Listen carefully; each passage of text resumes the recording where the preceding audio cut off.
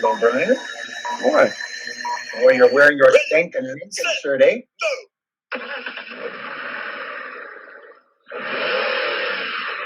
Coming to you live, it's the AutoHub show with Ian and Jeff. Here we go. Who said you can't teach an old dog new tricks?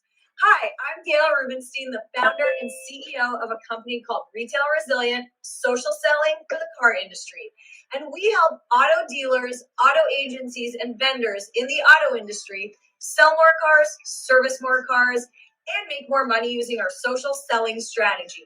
That includes TikTok, Instagram, Facebook, LinkedIn, and anything else you can think of. So if you're looking to invest thousands and make millions, we're definitely the social selling company for you. Like I said, who said you can't teach an old dog new tricks?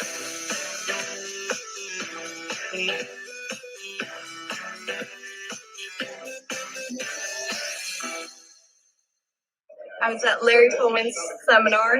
So happy I came, having such a good time. Thank you so much, Larry. One of the best trainers in this area for sure. I don't know about anywhere else, but as far as I know, he's the best. So, told you to take advantage. Thank you for asking. I'm at Larry Feldman's seminar, and what I found is that what he's really good at doing with his knowledge and with his training, he's not filling a bucket, he's lighting a fire. Ways to improve. Every month we want to improve better on what we did the month before, maybe the year before. It's about how fast we can get the cars done with quality work to get it to the front line, because that's where we make our money. And the bottom line is the longer it takes, the more money you spend. We want to get it down as low as possible. Right now, like I said, we're in a great stage. We're at 4.5 days. In recon, we want to know how quickly we can get the cars out of the recon process and to the front line. The average days in recon and then the time to line are the most important thing to be looked for. I'm Mike Burrell, I'm Service Director at JM Lexus.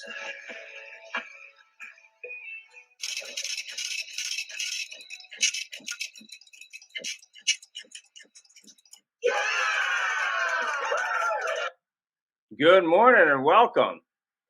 So I got to present this. So for everybody, Ian's at his Willie Nelson studio on the road again. I'm in the big town of Golden, British Columbia. If you're familiar with Golden, it's not a very big place. So I wanted to recommend a few books. The Dealer, which I'd read personally with Jim Cardiella. It's about Los Gatos Ferrari. So if you're not familiar with Los Gatos, highly recommend. Entertaining read. Lost Car Companies of Detroit, and Preston Tucker, the story about Preston Tucker. Jeff, maybe you can talk about our disclaimer. Well, of course, it'd be my pleasure. And it's Los Gatos, hey, come on. Yeah, Los Gatos. The views and opinions of the guests shared here today are those of them and not necessarily us, the show, or Ian Nethercutt or Jeff Bolo. But heck, it's a funny one, so let's go for it.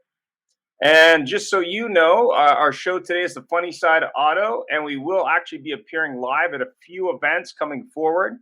So Used Car Week in Scottsdale is coming up. SEMA, I'll be appearing with my wife, and we'll be doing some stuff. First time at SEMA, so be kind.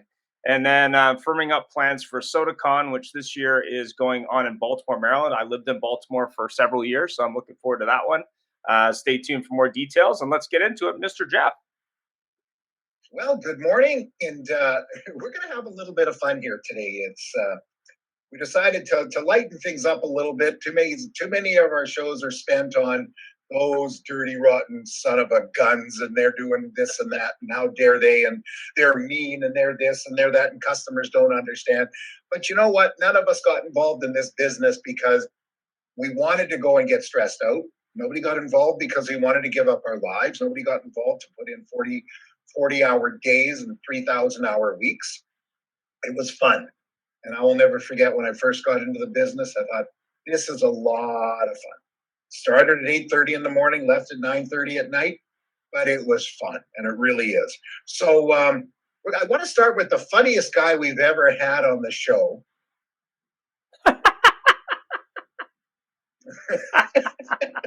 Everybody's going, No, No need to introduce him. We know who he is. we don't need to introduce him.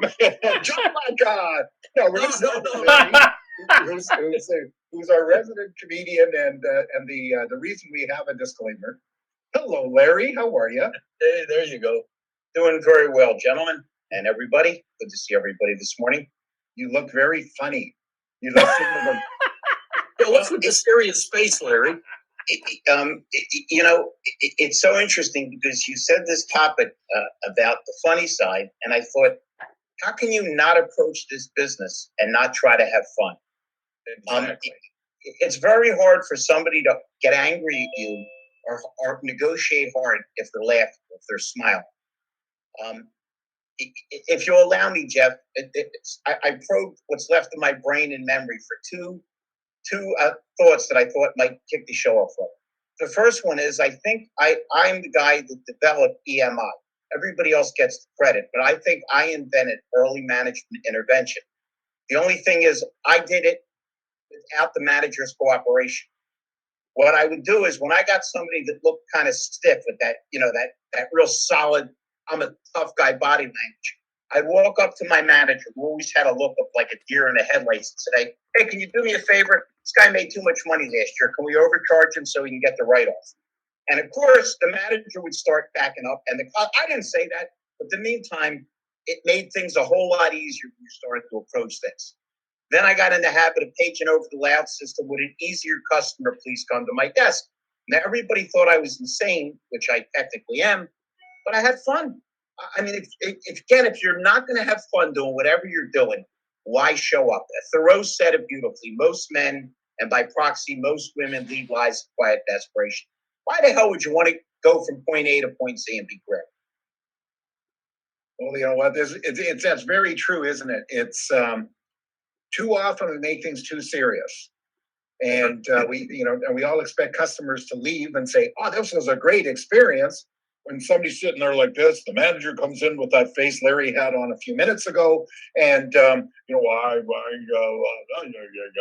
actually I quite like that, Larry. I remember the managers when you'd go up to them and they'd run and hide. I had a manager, Jeff, that loved to bask in my glory because I was working at a store that would sign recourse. We would co-sign if we thought if they thought they could make enough money on it. So guys would quit as managers to work as salespeople because the money was incredibly strong.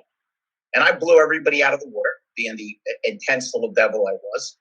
And my manager would get into the habit of coming over and like saying, oh, glad you met our new salesman. And well, so one day he came over, I had a guy I wrangled with forever. I flirted with his wife, I wrangled with him, made a ton of dough, and the manager came over and said, well, really glad you met our Mr. Feldman, and thank you. And the guy turned to him and said, I got to admit it, he made my wife happy. And if I had any brains, I would have shut up. But instead I said, you're not the first customer that said that to me. Hey, if you're not going to have fun, why show up? 100%. Look, Brian Motes is taking notes. I should have used that approach myself, Larry. Brian, you would have got shot. Okay, leave it to the professional lunatics. No, there's no question. So, Brian, if you got a funny story you can remember. Let's make sure I was off. Actually, I don't really have. I mean, it's just. Actually, well, I wouldn't. Wait a minute, Brian. It was funny to me, but it wasn't really a customer. Brian, they put you on the spot. You don't have me go first for crazy and then put somebody else on. This is like the Rolling Stones just played Sympathy for the Devil and you're bringing out one of them lame Canadian bands like Emperor One. Go ahead, Brian. Whatever you say, I'll be glad to laugh. Go ahead. I'm glad you remembered April Wine. Wow, that's a throwback. It was just, it was more of a dealer thing. When I was one of the first dealers I went into with Ford Motor Company, we were rolling out the e-commerce platform for them about 6 years ago. One of the first things the dealer principal said, we're in some small town in Central Ohio, and he says, "Well, that darn internet thing," and I just was like, "That internet thing." I mean, this is only like 6-7 years ago, but just wasn't really a customer thing. But I could not, and he was serious.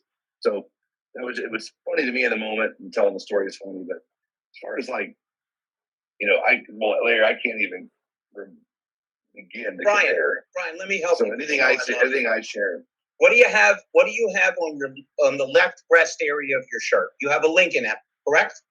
Yes. Well, how funny was it when Lincoln thought they would put out their Versailles and they would charge people for a Granada and charge them Lincoln money? Cadillac did the same thing with the Cimarron, which was on a Nova body. That was pretty amusing that these heavy duty Hold on, Mr. Feldman. The Cimarron was on a Cavalier body. You know, I hate showing my car ignorance, but once again, when you're as funny as me, you get away with a lot of nonsense. It's just like with the starting videos, which of course we couldn't broadcast.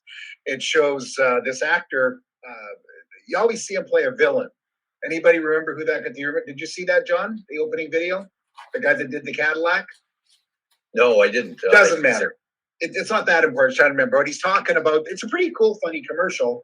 But he gets into a Cadillac ELR, which is a pretty cool looking car until you realize it's a Chevy Bolt.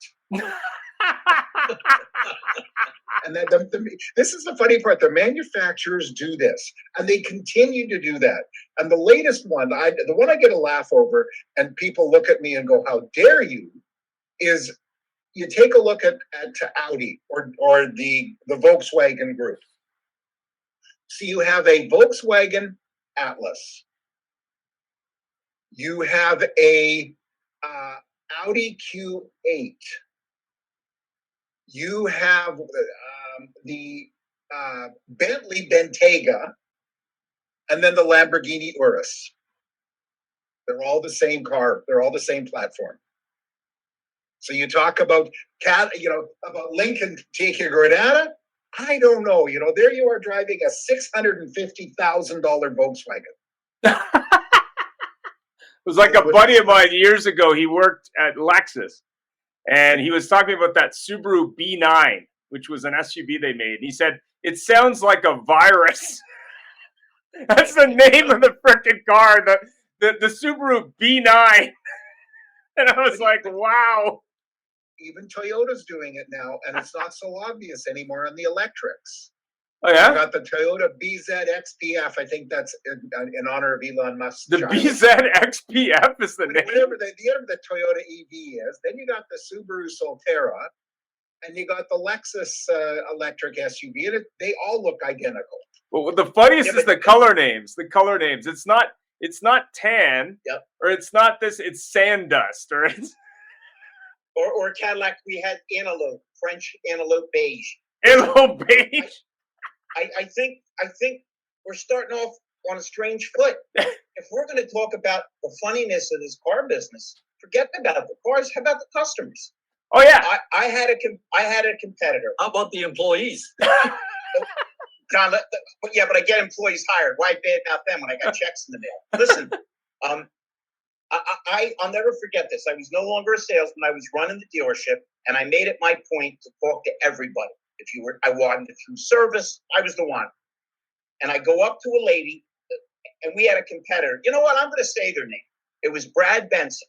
Brad Benson was a football player for the Giants, and he ran a dealership. It was so sleazy that they did, I think he was on Dateline or 2020 talking about how crooked they were. So I come over to say to this lady, now this gets funnier, Ian.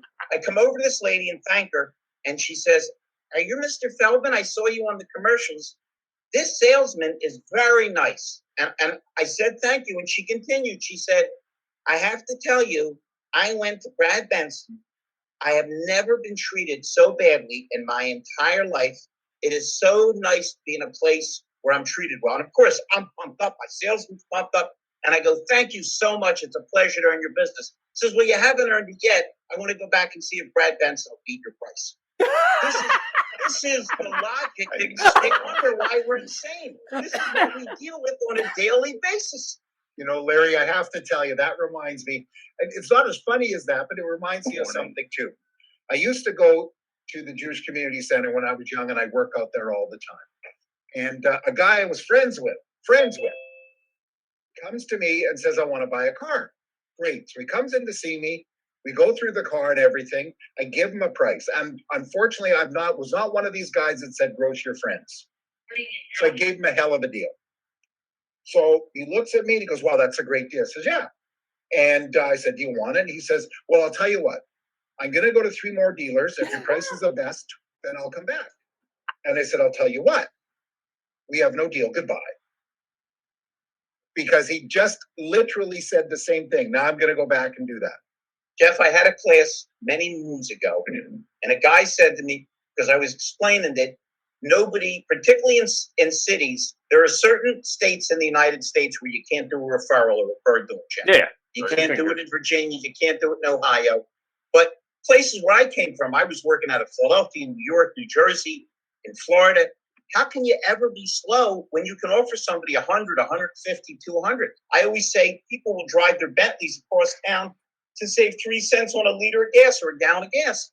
So I said, reach out to every one of your friends. And a guy raised his hand and he said, like what you're saying, he said, "Mr. Feldman, you don't know my friends. If it's a couple of dollars cheaper, they'll go somewhere else." He says, "Then you need new friends." If your friends don't want to let you make a living, if there's no quid pro quo, "Hey, you're my buddy." Jeff, this has nothing to do with it and everything to do with it. In my band, I now have 2 sax players, not one. Sounds very sexy. That wasn't funny either. Now we'll go back to Brian. You lost your place. But long story short, I met him. I took him to a pizza place, which was my hangout. Introduced him to his wife. He became a landscaper and he worked for me. And he did great work, and we were really good buddies. I didn't know he was playing sax at the time, I swear. Long story short, my buddy who worked for me in my body shop quit and decided he wanted to become a landscaper. So I called up the guy who's now my sax player 30 years later and said, "I have to let you go." He says, "Gosh, Larry, did I do something wrong?" I said, "You didn't do anything wrong. You're a champ. But you're established. You got 1 million customers. This kid's new, and I have to give him the business." Then I called back my buddy and said, "All right, start doing my lawn." He says, "I'm going to give you a big discount." I says, "No, you're not. You're going to charge me 10% more than you charge everybody else." There's nothing special about me. I appreciate the people around me. Okay? So to not do that, to be that kind of mean spirit, and let me say this to you. That guy had larger testicles than a porn star. To say to a guy that was his friend, "Yeah, that's a great deal. Let me go to 3 other people." There's a Jewish word here. I'm going to teach you, and we're going to make Ian Jewish. That guy's a schmuck. Okay, to say that to a guy as nice as Jeff Polo is ridiculous. Well, it The reminds funny part is Yiddish has permeated culture, American and Canadian culture, so strong. The funniest thing I've ever heard is a lady comes in one day to the dealership and she says, "I need a new car." "Why?" She says, "Because my car got schmucked."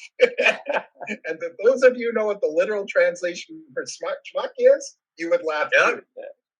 Well, the thing that's funny is I remember the first car deal I did in retail, and I remember it really succinctly, probably because of the first deal, but also because of what the customer said. He says, "Oh, before I buy the car here, I'm going to have to go to this other store. I'm loyal to them." So we sat down with him in the office, me and the manager at the time, and we said, "Okay, so how much is your loyalty worth?" Is it $50 loyalty? Is it $75? Is it $100? Is that going to do it? And the thing that was funny to me was we ended up getting this deal over $100. And I'm sitting there going, really, like that loyalty is pretty damn cheap in this regard. But the one that I really remember, and I used to obviously do this a lot on a daily basis, which was a lot of fun. That's why I got in the car business. Was you'd have a 3 or 4 hour landmark negotiation, and then it would come down to $50 or $100. So the thing that really was funny to me wasn't the fact that it was 3 or 4 hours, but was the fun you had during that time. It wasn't about the $300 to $400 or the $500 or whatever. It was about that certain cultures or certain individuals just like the negotiation part. But the one that really stood apart for me was when I had an Indo-Canadian family, and they'd bring multiple generations there to witness the negotiation. So that was always really interesting because it was like, well, the parents were helping the kids and the kids were buying the car, and then the grandkids were there witnessing the whole scenario. It was always very funny. Ian, we were Cadillac. So we had to compete for many years with Saturn. Yeah. And people would come in and say, I don't like to negotiate. I said, great, we've adopted Saturn's pattern. You see the price in the window sticker, pay that. That's what you We'll pay. wrap it up. I'll get it in the cleanup for you. Or the people, I only got 5 minutes. I want the best price. It's so funny how people say they hate it. It's funny and not funny, hilarious, but funny, peculiar. There was a circumstance here about 10, 12 years ago. A fellow went into a BMW dealership, wanted to get a 7 Series. Negotiate, one of those negotiating type people. They wouldn't do the deal. Okay, he left. So he bought one from out of town and current model year, but it turns out it was a rebuild. So he gets the car. Now it's a 7 Series. Those of you who understand the car business know BMW 7 Series, just like Mercedes S-Classes. Really, you know, there's a kid's joke about an S-Car go. Yeah. S-Class don't go. Because they're loading all the crazy new stuff into it. Anyway, so this 7 Series had lots of problems. Nobody could fix it. Why? Because it was a rebuild and the computer, blah, blah, blah. This guy parked his car in front of that dealership on the street with a giant lemon on the roof with signs that they ripped him off and everything else. He didn't buy the car from them. The dealership that wouldn't do his deal, he parked it out there. When they started in the morning, they started to pay their service staff to park on the street. Cover the entire street with the cars, so he couldn't park. So he went to another BMW dealer. And finally, something went away, don't know. But it was tragic. He was actually on the news. That's how bad it was. But the thing is, Peter? Did you have a story, Mr. Peter? Oh, I think John had a story.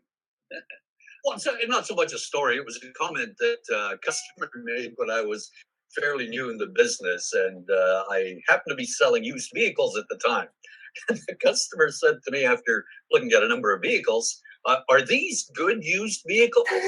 I said, no, the good ones go to friends and relatives. This is what's left over for customers like you. I love it. Good used vehicles. Oh, we were at NIADA and we were talking to one of the guys at the hotel, and he goes, "Oh, what's going on? What's the convention?" He goes, "Oh," I said, "It's a used car convention." Oh, those are the guys who are the most untrustworthy car dealers. I said, "The most untrustworthy car dealers? You got to be kidding me, man!" Because they sell used cars. It's like, you know wow. What you should have done, Ian? You should have said, "Sir, come with me." Walked into the lunchtime thing. I said, "I'd like to introduce you to somebody." Stage. Peter, you're going to say something. Yes, I probably pull up as many stories as Larry can of this great business that we've all enjoyed over the last 40 years. But one really sticks into my mind, and it's from a close friend of mine who also sells BMWs. And we were at a dealership. This would have been in 1998. And my buddy was the pre-owned manager, and there was a guy there that was super A-type personality, bringing in his whatever car it was. I can't even remember what car it was. And he wanted to get it appraised to trade it in on a 7 Series. And he was like, okay, I want this for my car. So my buddy Ken turned around and appraised the car, gave the number back to the salesman. The salesman went back to the desk with the customer and presented the number. The guy lit up like a Roman candle. There was sparks flying everywhere, profanities being expelled at louder than our paging system. Where is that person who appraised my car? So he comes running around the corner, and we're standing at the reception desk, as we all did in those days. He goes, "Who's the used car manager?" And my buddy Ken says, "I am." He goes, "You appraised my car at this amount? What? Where in the hell did you come up with this number?" He goes, "Hold on, before we say anything, sir. See that wall there?" He pointed it up at a blank wall. He goes, "That's where we hang everybody's picture who's happy with their trade-in value." And the guy just stood there and looked up at the blank wall and shut up and went back to the desk and bought the car. Wow. That was like a salesman I worked with years ago, and the customer offered him full price for the car. So he didn't know what to do. So he went over to the manager. He goes, "Boss, what should I do?" He says, "You should take the credit card, do the deal." He goes, "Really?" I'm like, "Yeah, man." I got one more story for good old Kenny. He back in, I guess it was 2007, just before 2008, and the .com was just going crazy and everything else. It might have been a little earlier than that. Whatever. He had this doctor buy a ZM convertible, and so the doctor calls back about 3 months after he ordered it and goes, "Hey, Kenny, I gotta renegotiate this deal." And he goes, "My stock portfolio is just taking a beating. This, that. I just can't pay you what you asked for it." And Kenny goes, "Dr. Jones, back when your stocks were going goo for gaga, did I call you up and ask you for more money?" He goes, "No." He goes, "Guess what's happening? You're not getting a dime off." And he hung up the phone. He literally hung up the phone. And Kenny is probably one of the top salespeople in Canada for BMW, and that's how he treats every single customer. It's and he sells for list on every single car. Says, "Listen, if you discount this car, and I give you $1,000 off, it's going to be $25 a month on a 48-month lease. Is it really going to affect you? No, but it's going to affect me, and I'm the one who's going to end up servicing you. So guess what's happening? If you want to buy it off me and have 40 years of BMW Platinum experience, then you're paying for it." End of story. I used to have a guy that says, go to a customer and say, "Sir, I'm going to give you fleet pricing." They go, "Oh, great. What is it? Full list each and every time." I love that. I steal that. Hey, Jeff, I haven't thought of this literally in 10 years. And this is an absolutely true story because truth is always stranger and, in my case, funnier than fiction. A blind guy comes in, this is not a joke, with his daughter. And very nice. And he explains that obviously he needs to get around. His credit's immaculate. His daughter will be the designated driver. No problem. I do everything right. I didn't take advantage of them. I only let beat up people that can fight fair. I make a deal with them. I'm rolling along. Next day, I get the owner calls me in and says, "We have a problem with GMAC." I said, "What's the problem?" Now, again, my brain functions a little differently than normal people. Instead of saying, "Well, his daughter is the designated driver," when he said, "This guy's blind," I said, I just thought he was a bad driver. It gets better than this, though. We get over that after they start laughing, and the owner says, "Look, I'm sorry, my top salesman's a lunatic." I explained the daughter's the designated driver. I thought that was funny. That wasn't even close to the funniest thing. I get a call from the guy. By the way, a sweetheart of a guy. "Mr. Feldman, yeah, how are you?" "Great." He says, "I got to tell you, kids is kids." I'm like, "Okay, yeah, kids is kids, no problem." He says, "My daughter, somebody must have got upset with her and they did like a little key scratch or something on the car. Can you fix it?" I says, "Man, we got a body shop. It would be my pleasure to take care of a customer like you." Long story short, they towed the car and it looked like it had been hit with an atom bomb. There wasn't one panel. Wait, and I'm thinking to myself, this is crazy because he's blind. She can tell him whatever the hell she wants. I'm not making this up. We fixed it. We did it beautiful. My right hand to God. 2 weeks later, I get a call. "Mr. Feldman, you ain't going to believe this," but same thing. So every part of this deal from the beginning then was in warped Larry Feldman land. But nice guy. I didn't hurt him. We always took care of him. But I'll never forget when the guy from GMAC's face when I said I thought he was blind. I thought he was a bad driver. I didn't know he was blind. Once again, the guy that handled Peter's customer with trade-in, it's so much easier when you're smiling. Customers are like dogs. They smell fear. And when you're sweating or you're nervous, you're in trouble to begin with. That reminds me, I think it was, what's his name? James Corden. And they were the carpool karaoke. And I think he had Stevie Wonder in the car. And he said to him when they finished one of their things, he says, "Pull over." He says, "Why?" He says, "I'm going to drive." Whoa. He not only drives, he has a plane he flies, and Ray Charles was the same way. Crazy as that sounds. Well, there's that there's that movie. I think it's with Al Pacino where he goes to that Ferrari dealer and he goes out driving this Ferrari. He's blind. But the funniest one I remember was this lady came in. I was selling Hondas at the time, and every single body panel on her car was damaged, and she wanted to talk to me about repair.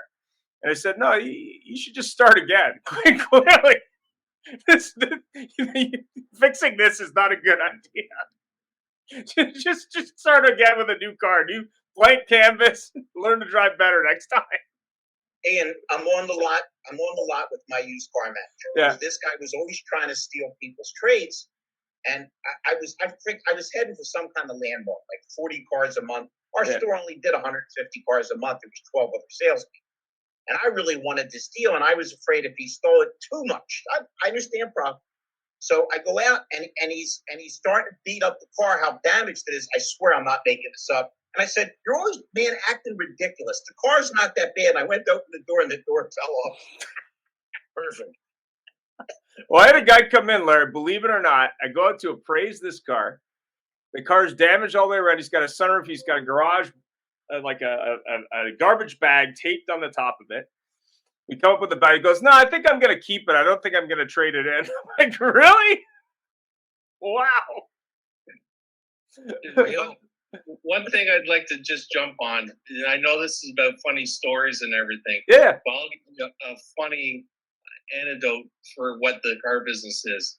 I started in 1982, and back then, and there's some people on this call that would remember, we did dealer trades using microfiche. Most people today don't even know what that is.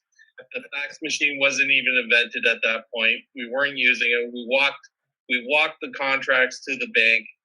We called in the credit apps while the customer was there. We did all kinds of things. We didn't have computers. We had Rolodexes. We business cards were like gold to us. They were like credit cards because we could use them in so many ways to network. There was so much different back then. But I'll tell you, the funny part of all that is it was easier to sell a car than it is today. And you have better relationships with people. And that's the funny side of the car business. We're going backwards. And that's why we have great guys like Larry that will actually train that out of people and John and his systems. And it's so much more how would you say, reminiscent when I look at things and where I'm going today and pushing things. It sure we all have a great laugh and we talk about great stories. And I've watched two salesmen in a rush to do a test drive. They came out of opposite sides of the parking lot and backed into each other right in front of two sets of customers. and you're just sitting there shaking your head. I worked, like, most of my funny stories came from BMW days when the BMWs were getting stolen left, right, and center. So we pulled the fuel pump fuses on the cars so they wouldn't get stolen. And every new hire got his fuel pump fuse stolen from his car, so he couldn't get home on his first day. This little things that we did, and that's what makes this business great. As Larry says, why go to work if you can't have fun, right, Larry? Peter, I tell this story all the time when I'm talking about how to do a walk around. That if you're going to show somebody a breakaway mirror, please make sure it's a breakaway mirror. Because I'll never forget waving at a guy across the lot, big guy, and he's going, "Watch this, folks!" And I'm waving him down. I look like an air traffic controller, and he's a big guy. He hit the mirror, and of course the mirror broke. And I'll never forget the reaction of the customer. He was cool as hell. He went, "Son, I'm going to buy a car, but not that one. That one appears to have a broken mirror." I said, "John, I'm going to tell that story at your funeral. It's just too perfect." Sure, it wasn't Brian Maxwell that did it. No. Well, I was doing some trading at a dealership. The gentleman, he sells cars part-time. He was 84 at the time, sells used cars. So I was talking to him because there's all this theory in the car business that, well, back in the 60s when there was only 3 or 4 choices, the closing ratio was higher. And I remember talking to this guy about, why he sold cars at that age and training him on phone scripts and all that stuff. And I said, okay, so you had the big three and you had some Volkswagens. He said, yeah. I said, so what was the closing ratio at the time? He says, exactly the same as it is today. There was just less visits. People didn't have to shop very often. But the thing that was funny about him, and it was really interesting, is he picked up and learned new tactics better than the younger people at the dealership, not to beat them up, but he was I think he was 84 at the time, worked 3 days a week. And I asked him why. And he said, because he had to get out of the house because it drove his wife nuts when he was there all the time. So that I thought was really, really interesting. And I think he was in Edmonton, if I remember. But go ahead, John. You had John Locke has been trying to get in. Yeah, go ahead. Well, we've been talking about funny stories, but one of the things we sometimes forget is that, those of us that have had the opportunity and the pleasure to work in leadership roles at dealerships is bring fun to the business, right? And I remember having a gig that was going to last 4 to 6 weeks. A former employer of mine hired me to fill in while he was replacing one of his managers, since I put in the processes, etc., in the first place. And it was really interesting when we held the first sales meeting, and I wasn't the one facilitating, but it was more of a depression session. So we decided to change it up. So Larry, you'll appreciate the fact that we brought music into the sales meeting. So I had a sales manager with a boom box with a CD, upbeat. And so we would start that, and at the appropriate time, I would have him turn it down. John, I have a sad announcement for you. Pierre Trudeau has passed away. I feel like this broadcast is from 30 years ago. And apparently his retarded son is going into politics when he grows up. I'm sorry, I just figured I'd mention it. Yeah, perfect. Mess up my mind, Larry. So anyway, so that was good. But what we decided to do was, I realized that I had a program within my computer, right, where I could edit music. So I brought it right into a PowerPoint presentation. Then I brought speakers that actually hooked into my laptop. Then we decided to take it a step further, and the sales manager called out one of his friends, installed an amplifier in the ceiling, and then we had the wire running down, so all I had to do was plug in. We then put in 3-way speakers in the ceiling as well. And when the people came in, the salespeople came in for the meeting, we referred to the initial song as The Gathering. The Gathering. A blast. Yeah. And we played, so we would feature Stars of the Week. Originally, it was for people that sold at least 3 vehicles in the prior week. But it got so we had so many people that sold 3 vehicles in the prior week, we had to move it up to 4. And we would play for Star of the Week either Madonna's Lucky Star or Earth, Wind, and Fire's Shining Star. And then we'd show the names of the people that were the stars. It was a blast. People looked forward to sales meetings, and the level that the boardroom was on is also where accounting and everything else was. And people in accounting were dancing around, just having a blast. And the place was so much fun to work at. After the guy kept me there for 8.5 months rather than the 4 to 6 weeks. And after I left, one of the comments made at a party was, we never made as much money, we never had as much fun, and the place never ran as smooth. Why? Because we brought some fun into the business. Well, 100%. How fun is the inversion that a Saturday morning meeting should have guys fired up? And a lot of times it was nothing but a beatdown session. Yeah, you would like a one-cell paramecium by the time you called out. And that actually was a great idea, John. The problem was I was in a neighborhood where the average credit score was about 420. And if we piped music into the finance office, it would have been a Canadian connection. Neil Young singing "Helpless, Helpless, Helpless." Hey, Larry, when I started. Wait a minute, John's still laughing at the Neil Young reference. I'm trying to make all the Canadians feel comfortable. I hear that. I hear that. I mean, let's face it. You do have Trudeau, and he makes Joe Biden look like Abraham Lincoln. So my condolences to your country. That Neil is Young- snow in the moose.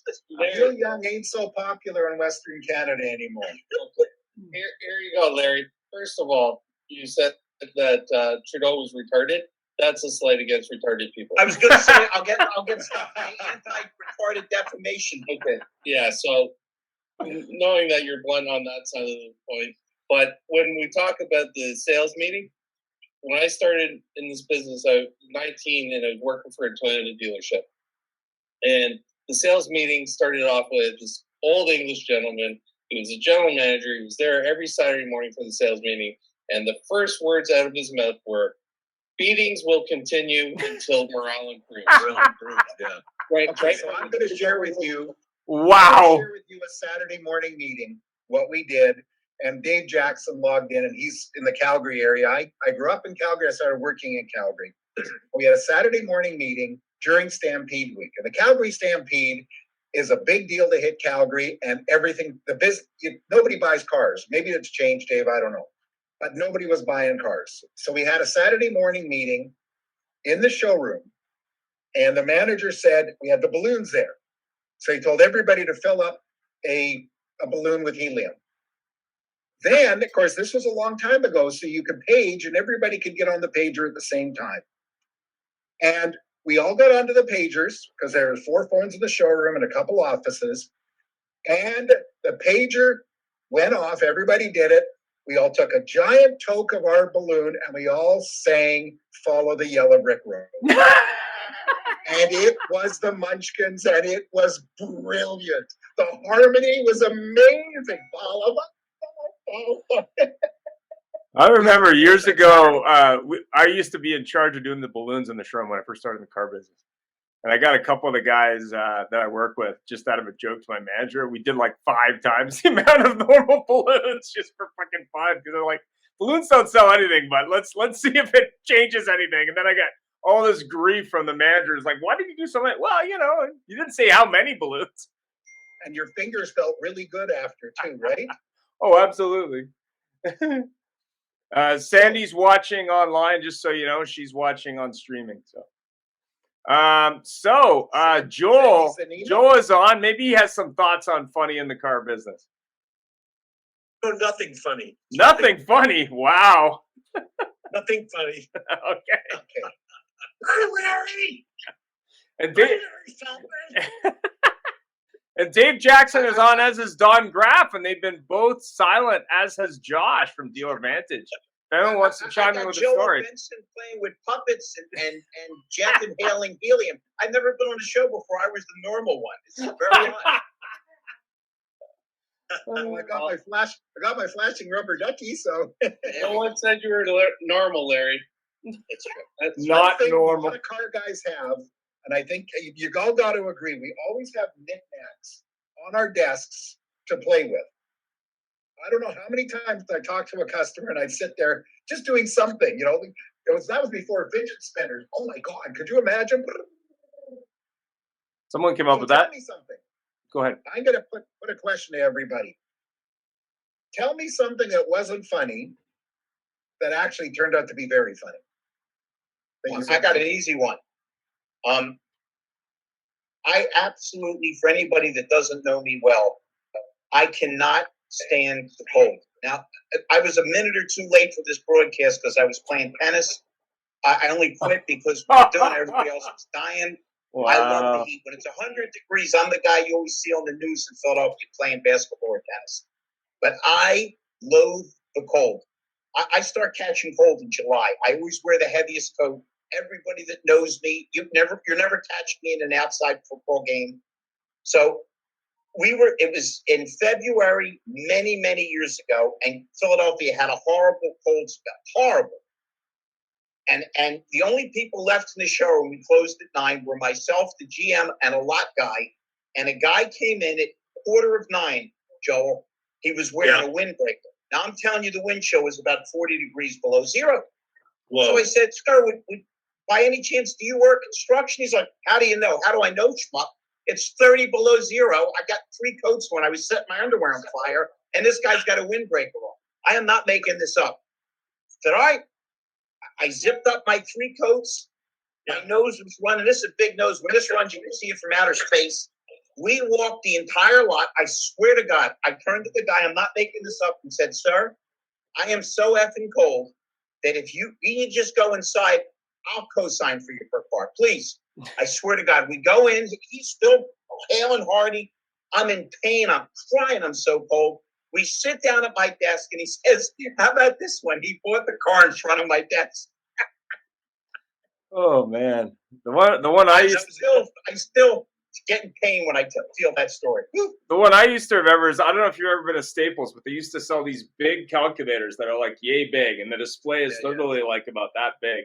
And I thought it'd be a really good idea to buy this when I had someone really grinding me on a car deal. So I'd be like, okay, just so we're sure the math is right, let me program that in. I love it. And it became a great tool for negotiation, surprisingly, because the older people liked it because they could read it, and the younger people thought it was like a gag gift or something. So I mean, it was one of these things where my manager at the time thought it was freaking nuts, but it actually worked really, really well, and really by accident, because I just got tired of having to like do all these calculations, because at the time we were doing a lot on a piece of paper.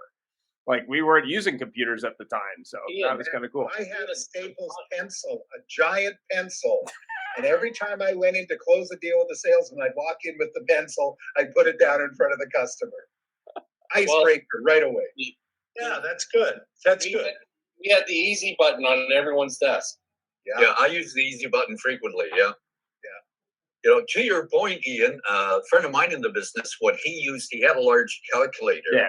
And what he used it for, when a person was unhappy with the trade value, he'd say, so what you're telling me is you want to see a bigger number for your car? Yeah. So roll up the calculator. It'd be the same number, but it was bigger. You didn't do the thing where you typed in, it became hello? Oh yeah, the trade-in value, man. Ooh, yeah, that's. Oh, and by the way, we are doing a trade-in value show next week, just so you know. We're doing a trade-in. And the lesson here is that when you go into work prepared to have fun, not only are you going to have fun, your customers might have fun, and you might actually sell more cars. Oh yeah, like, it always shocked me when I got into the training side of the car business, when I go into the dealerships, and there'd be all these people that were really concerned about all kinds of stuff that had nothing to do with anything, but it was like a make work project. And I said, if you're not in this business and doing something fun, why are you doing it? Like, it's great that you can make a living, I get it, but if you're not having fun with it, to me, it's not the business for you. It just isn't. But isn't that it? Ian, why broaden it out past the car business? Yeah. If you're not enjoying what you're doing, if it's not any fun, if business, it's not any pleasing you, why bother? Right. And I just saw something, I think it was on LinkedIn this morning. It says, if you're not happy, you're not a tree. You can move. Yeah, exactly. I mean, it was always interesting when you had a group of salespeople, and essentially there'd always be one person that basically would make everyone else miserable. Like, why are you here? Like, I don't quite understand. To cut out the cancer. Yeah, I used to have a dealer principal, and he was an immigrant from Iran, and been here a long time. And we talk, and we'd go in a meeting, and he'd always come up with our colloquialisms and screw them up. And he said, he goes, I don't know what to do. I am losing my jacket. And so we all had a good laugh at that one. Boy, did everybody freeze? No, or John just froze.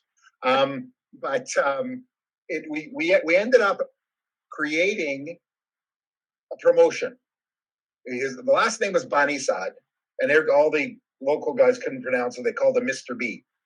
So we made a sign that says Mr. B's losing his jacket sale. And it was really good. It was quite funny. Losing his jacket sale? Losing his jacket. And then he'd go, of course, in Vancouver, we're in North Vancouver, there's a bridge, the Lions Gate Bridge. And somebody be upset about something, go, don't worry, it's just water under the Lions Gate Bridge.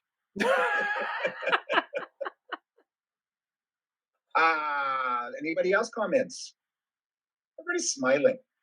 That's a good sign. The other thing that's great, in the business is so many people have given others nicknames, and some of the nicknames have been hilarious. Example? But John, but some of them are illogical. You're not going to believe this, you're not going to believe this, any of you. But my nickname was Crazy Larry. Can you figure that one out? That makes no sense. No way. I gotta run. Sorry, guys. I gotta run. No worries. Thanks, Joel. So one of the fellows that I worked with a number of years ago, actually, when I was doing this extended gig, they named him the Trunk Monkey. The trunk. I don't know if you've ever seen the commercial, but those commercials were hilarious. But they nicknamed him the Trunk Monkey. And when people would be looking for him, they say, "Have you seen the monkey? Where's the monkey?" Well, I'll give you one last story. Back in the late '90s, and this is how I got my nickname in the business. I was nicknamed Eddie, and I was selling BMWs. Ed Robinson was the president of BMW Canada, and he did a site visit to my dealership. And he came into the dealership, and he said, "Where's your name tag?" I said, "Well, when I start working at McDonald's, I'll wear one. But I'm selling BMWs, and I'm not piercing a $2,000 suit." So that's that. And everyone called me Eddie from that on, because I acted like the president of BMW. Maybe it was right, maybe it was wrong, but that's what I feel. And it was just one of those things. Who would stand up to a president of OEM as a salesperson? I did. Which president was this? Ed Robinson, president of BMW Canada. When was that? Late 80s. Okay. It was right before Peter started working at McDonald's. That was back when these guys didn't matter to these the big manufacturers, because not long after that the presidents started to have were Germans. Yes. Well, here's one last quick thing that reminded me, because of Jeff being a Chrysler guy, and I was a Chrysler guy as well.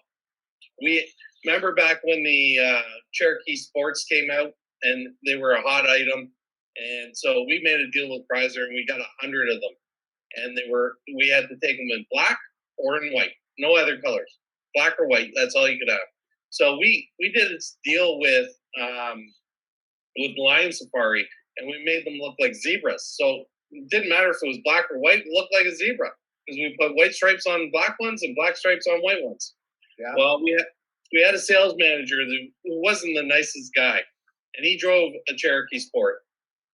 Well, we had 100 of them.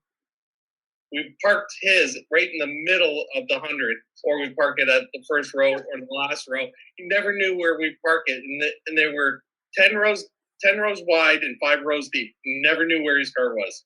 And he would have to dig it out every single day. And that was before the panic button. Yep.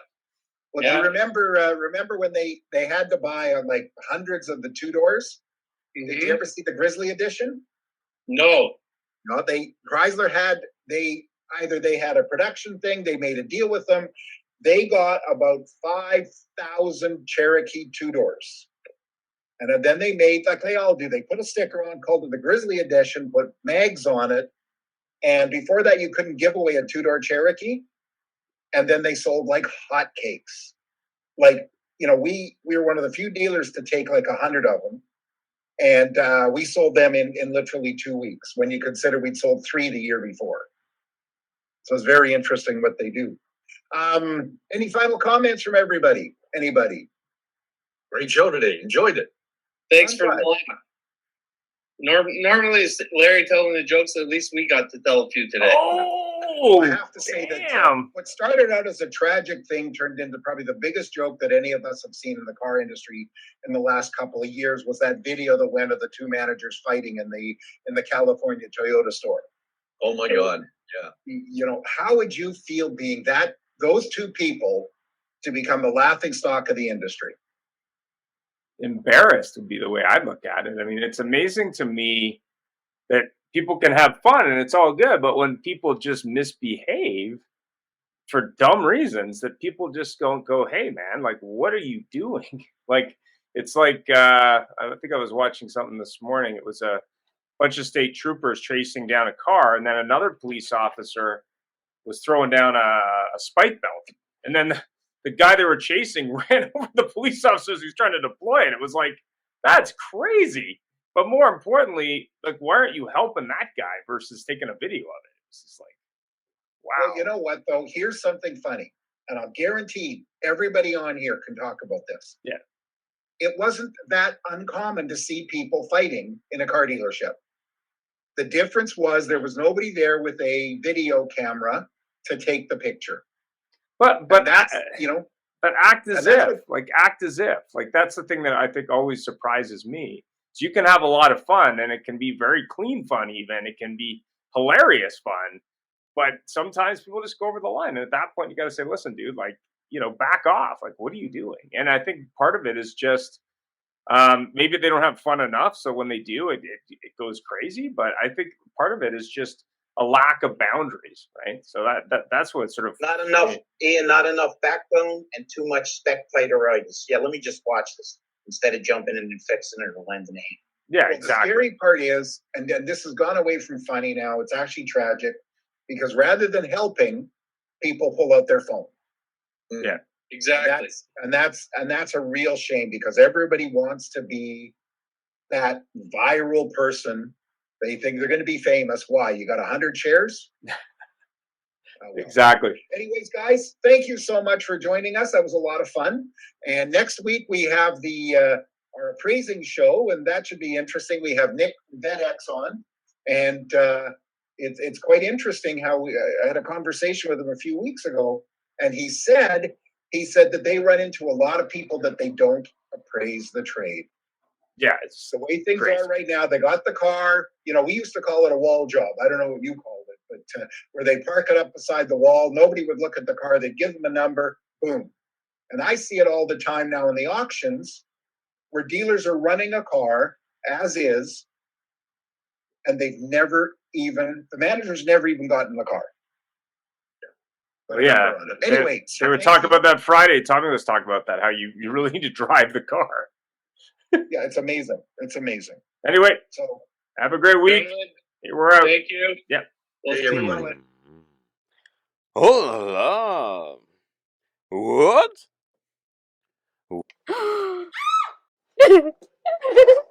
thanks for joining us. It was a great show, and follow us anywhere you would like on your favorite podcast, on Facebook, on LinkedIn, and of course on our YouTube, or subscribe to our own channel.